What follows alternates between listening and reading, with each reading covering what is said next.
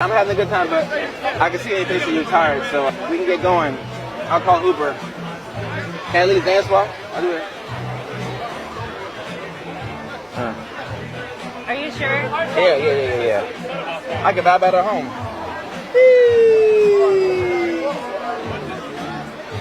Give me your 7 minutes. Got some dance moves for me? Nobody wants to feel like a basket case. And when you're neurodivergent, when you're autistic, you will need some type of external support in order to first survive and then to thrive.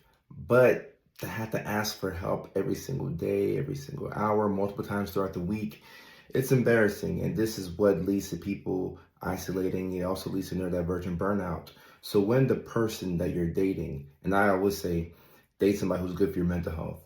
But when the person that you're dating can pick up on signs of you being overwhelmed, and they can step in and they can interject and say, okay, I'm having a great time tonight. I'm vibing. The vibes are good. The night is right. And I want to stay here for as long as possible. I could be here for until 3, 4 a.m. But you look over at your partner and you can tell that they don't have anything. They're not even at 2%, 3%. They're on E. It's helpful to have a partner who can step in and say, okay, well, I'm having a great time, but my partner is tapped out. And then you think to yourself, okay, are there any other ways that we can still have a good night? The night doesn't have to be over, but it's a little bit too loud.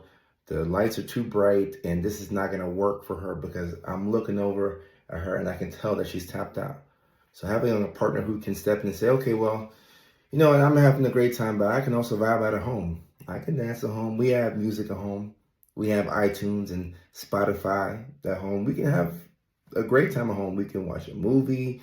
There's so much that we can do. And even if we do go out, how about we go on the back porch or we do a low energy activity? I don't think that we talk enough about low energy activities. When you're neurodivergent, you only have so much energy. And for all of us, we don't have an infinite amount of energy, but especially when you're neurodivergent, you're going to have a finite amount of energy. You only have so much inside of you because you're masking. You've learned how to adapt yourself into a neurotypical world without taking up too much space, without being seen. You found a way to navigate the world that requires you to put out more than the average person. So because you're putting out so much constantly, it's not sustainable. And if you keep doing that, and we keep masking, and we keep giving the most of ourselves when we're at E, it's going to lead to that neurodivergent burnout. And burnout is not fixed by a vacation or by taking a break. Burnout is fixed by fixing your system.